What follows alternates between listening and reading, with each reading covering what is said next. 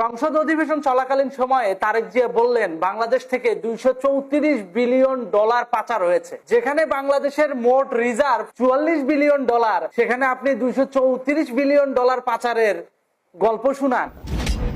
মানে ছাল্লাই কুত্তার বাগাতার নাম যে আওয়ামী লীগ সরকার 234 বিলিয়ন ডলার পাচার করেছে, যেটা সম্পূর্ণ অবাস্তব। আমার পুঁজি 44, আমি পাচার করব 234। টাকা কি চাইলেই চলে আসে? ডলার চাইলেই পাওয়া যায়? এতই যখন টাকা পাচার নিয়ে আপনাদের আগ্রহ, তাহলে বিগত জুলাই আন্দোলনে অর্থাৎ জুলাই জঙ্গি হামলায় পশ্চিমা যে ফান্ডিংটা হয়েছে, সেই পশ্চিমা ফান্ডিং কত টাকা বাংলাদেশে ঢুকছে, কোন কোন প্রতিষ্ঠানের মাধ্যমে ঢুকছে, এবং আপনার খুব ঘনিষ্ঠ একজন সেটার সাথে কানেক্টেড ছিল, কারা কারা তারা, আপনার দলের কারা কারা কানেকশন ছিল, এই বিষয়গুলো একটু যাচাই বাছাই করেন, ঘাটাঘাটি করেন, তখন দেখতে পাবেন ডলার পাচার হয় নাই, ডলার উল্টা বাংলাদেশে ঢুকছে, রাজনৈতিক খাতে ঢুকছে, শেখ হাসিনার সরকার পরিবর্তনের জন্য ঢুকানো হয়েছে। সংসদে নাটক করেন আওয়ামী লীগ সরকারের আমলে 234 বিলিয়ন ডলার পাচার হয়েছে। 34 বিলিয়ন ডলার তো থাকা লাগবে, তারপরে না পাচার হবে। যেখানে বাংলাদেশ ব্যাংকের রিজার্ভ অনুযায়ী শেখ হাসিনার শাসন আমলে হাইস্ট রিজার্ভ দাঁড়িয়েছিল 46 বিলিয়ন ডলার।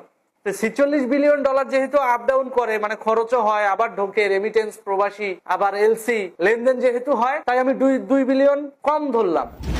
থাকলো কত? 44 বিলিয়ন। যেখানে আপনার চট্টিবট্টি গোল করে 44 বিলিয়ন ডলার পুঁজি, সেখানে আপনার 234 বিলিয়ন ডলার আওয়ামী লীগ সরকার পাচার করছে। এই ধরনের একটা ন্যারেটিভ সংসদে দাঁড় করাচ্ছেন।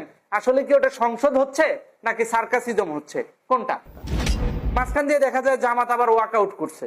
সরকারের টাকা, যেটা জনগণের ট্যাক্সের টাকায় ওখানে ব্যয় হয়, সেই টাকাগুলো কি ফেলনা? একটা মিনিট সংসদ অধিবেশনের পেছনে বাংলাদেশের জনগণ, মেহনতি মানুষের ট্যাক্সের টাকাগুলো কিন্তু জড়িত, অনেক টাকা খরচ। তাহলে সেখানে জনগণের ট্যাক্সের টাকায় কি নাটক চলে, সার্কাস চলে? আওয়ামী লীগ সরকার 234 বিলিয়ন ডলার পাচার করেছে, এটা বললেই কি একটা নিউজ হয়ে গেল, ন্যারেটিভ দাঁড়ায় গেল? ভবিষ্যতে রাজনীতি করতে গেলে এই নিউজের কাটিং গুলো দেখাবেন, এই যে দেখো দেখো আওয়ামী লীগ শাসন আমলে 234 বিলিয়ন ডলার পাচার হয়েছে।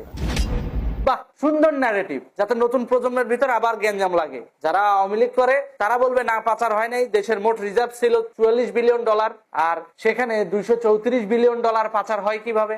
আবার বিএনপি যে বলবে এই যে দেখো আমার কাছে প্রমাণ আছে, এই যে ওই সময় নিউজ হয়েছিল। এই যে একটা তথ্য সন্ত্রাস বাংলাদেশে চলতেছে, যেটা ন্যারেটিভ দাঁড় করানো হচ্ছে খোদ বিএনপি জোট সরকারের সংসদীয় অধিবেশন থেকে, এটার দায়ভার ভবিষ্যৎ প্রজন্মকেই তো চুকাতে হবে। আমাদের সচেতন থাকতে হবে। টাকা পাচার হয়েছে শুধু ন্যারেটিভ দাঁড় করালে হবে না, প্রমাণও থাকতে হবে। শেখ হাসিনা সরকার যদি বাংলাদেশে সত্যি দুর্নীতির চিন্তা করত, তাহলে বাংলাদেশ বিগত 17 বছরে এত উন্নয়ন হতো না। এখন শেখ হাসিনা সরকার নাই, আপনারা দেশ ভালো চালান। আপনাদের শাসনামলে এখন তেলের জন্য লাইন ধরা লাগে কে? সারের জন্য লাইন ধরা লাগে কে? আগে তো লাগে নাই। আপনাদের শাসনামলে হামের টিকা পাওয়া যায় না কেন? আগে তো হয় নাই এরকম। পাচার হয়েছে বলছেন, পাচারটা করলো কারা? এই ইউনুস গং, আপনাদের সতীর্থ। তাদের ব্যাপারে আপনারা কোনো শ্বেতপত্র প্রকাশ করছেন না। আপনারা বলছেন আওয়ামী লীগ সরকারের আমলে 234 বিলিয়ন ডলার পাচার হয়ে গেছে। নাটক পাইছেন? মানে বাংলাদেশের গরিবের বউ সবার ভাবি বানাইতে যা যা করা লাগে সেগুলোই তো করছেন। আওয়ামী লীগ সরকার শাসনের থাকাকালীন সময় টাকা ঢালছেন আন্দোলন করার জন্য। টোকাই মুকাইরে স্টুডেন্ট কার্ড নীলক্ষেত থেকে বানায় আইনা গলায় ঝুলাই দেয়া ছাত্র বানায় দিচ্ছেন কর আন্দোলন। মাদক নিয়ে করছে রাষ্ট্রীয় সম্পদে ভাঙচুর। তার উপর ভর করে আসলো ইউনুস, আর ইউনুসের উপর ভর করে আসলেন আপনি। এখন আপনি আমাদেরকে বলছেন আওয়ামী লীগ শাসনামলে 234 বিলিয়ন ডলার পাচার হয়েছে। এটা হয়? এটা পাগলের প্রলাপ ছাড়া কিছুই না। যেখানে আমার মোট পুঁজি, পুরো দেশের রিজার্ভ 44 বিলিয়ন ডলার, আমার কাছে আছে 44 বিলিয়ন, তাহলে আমি 234 বিলিয়ন কিভাবে পাচার করব? থাকতে তো হবে। এই সমস্ত পরিসংখ্যান আপনাদের করে দেয় কে? এর আগে বললেন 26 লক্ষ ভারতীয় বাংলাদেশে কাজ করে। অবশ্য সেটা তারেক জিয়া বলে নাই, আমাদের সাবেক আইনমন্ত্রী আসিফ তিনি বলেছেন 26 লক্ষ ভারতীয় কাজ করে এখানে। তাহলে এখনো পর্যন্ত কি আমরা 26 লক্ষ ভারতীয়কে পেয়েছি? পাইনি। তাহলে এই সমস্ত ন্যারেটিভ ভবিষ্যতে শুধুমাত্র